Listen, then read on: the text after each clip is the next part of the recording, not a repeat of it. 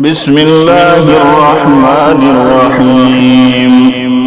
اللهم صل على سيدنا ومولانا محمد صاحب التاج والمعراج والبراق والعلم، دافع البلاء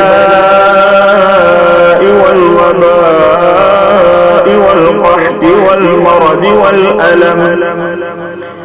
اسمه مكتوب مرفوع مشفوع منقوش في اللوح والقلم، سيد العرب والعجم، جسمه مقدس معطر مطهر منور في البيت والحرم، شمس الضحى بدر الدجى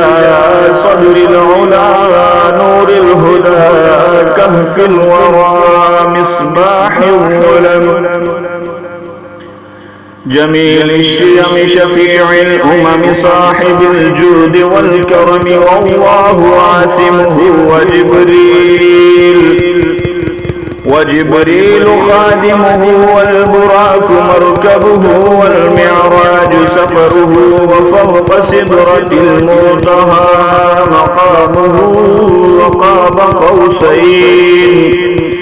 وقاب قوسين مطلوبه، والمطلوب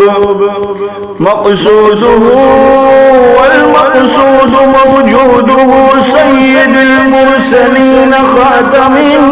النبيين شفيع المذنبين، أنيس الغريبين رحمة للعالمين، راحة العاشقين مراد المشتاقين، شمس العارفين سراج السالكين مصباح المقربين،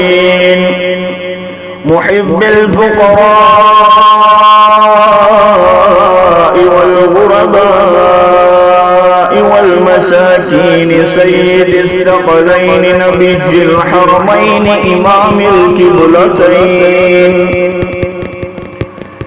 وسيلتنا في الدارين صاحب قاب قوسين، محبوب رب المشرقين ورب المغربين،